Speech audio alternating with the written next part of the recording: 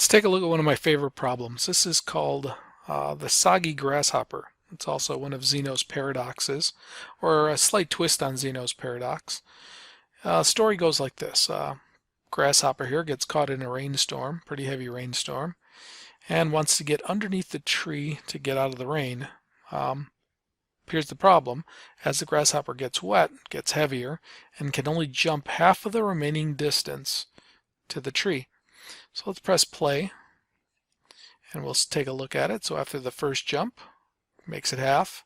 Next jump, it goes a quarter, an eighth, 16th, etc. So some pretty good math here. There's lots of fractions and recursion and sequences and series, and just this can be done by students at all different levels.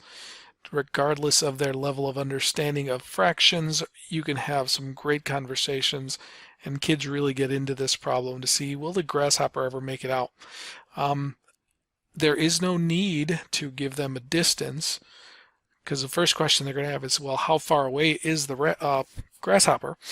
In the end, it really doesn't matter because you end up in the same place. The paradox ends up looking like no matter when you stop and look, the grasshopper will still have a fraction, no matter how small, to get underneath the tree. So it never really will get there. So let's start exploring this. Let's take a look at one of the first patterns. So we start out with 1, we subtract half. That'll tell us how much is left. So after the first jump to half, has a half left to go.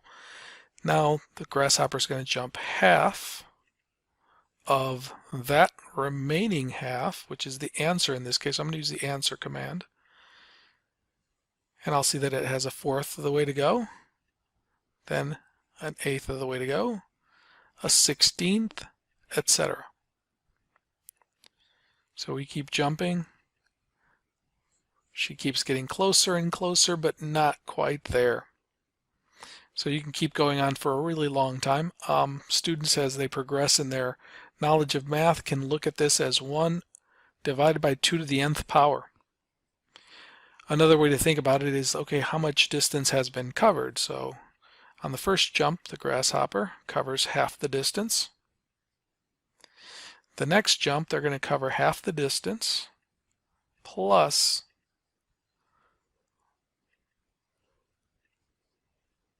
then we're going to add to that half of the remaining distance, or half the answer. So we want half of a half, added that to the first half. I'm going to use the answer command there. So 3/4 of the way covered. After the next jump, they would have gone 7/8. The next jump, 15/16. So you start seeing a pattern develop. Again, as students get a little older and more mature, they can look at this as 2 raised to the nth power minus 1 divided by 2 to the nth power. So some great math going on there. There is another way to look at this. We can look at this as a recursive formula. We're going to look at both of these as recursive formulas. So the first way that we're going to write this recursive formula is a sub 0 is 1. So all I did is choose a recursive sequence. So the first one is 1. The next jump is going to be 1 over 2 to the n plus 1. So when you plug in 1, or 0, sorry, when you plug in 0, you get 2 to the first, 1, 2 to the second. So here's your table of values. And you'll see that it keeps getting closer and closer, but not quite.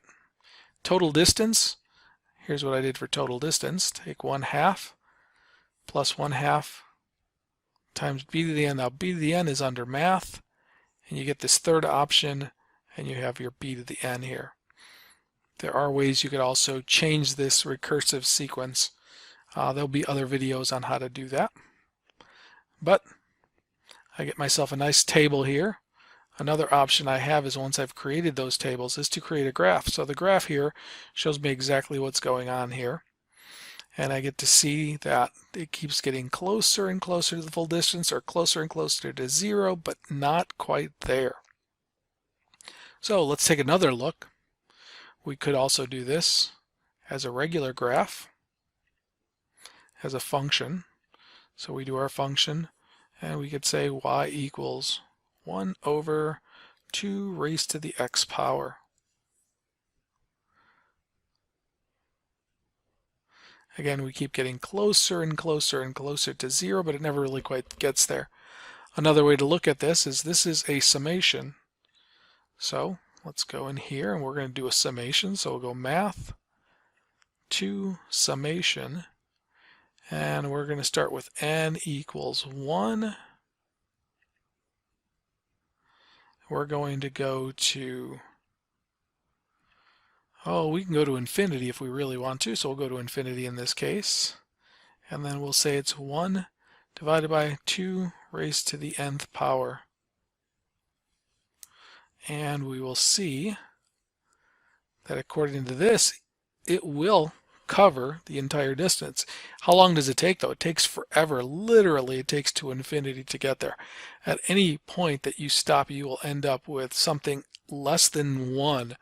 So that is where the paradox happens, is if you look at this as infinite slices, at any point that you stop, you will not have completed the entire cycle. But if you look at this as a sum of an infinite number of things, you will eventually get there.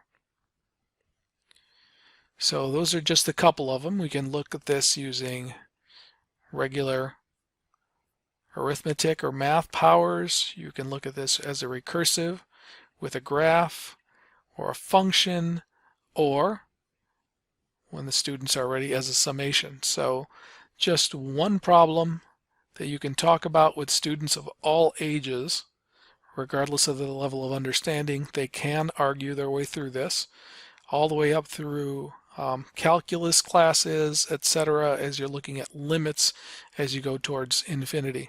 So a great problem. Another problem you might want to check out is Achilles and the tortoise. So there is another paper that is called Achilles and the Tortoise, and look out for that video that will be coming by tomorrow. It's called Achilles and the Tortoise, a similar paradox. Great math there as well.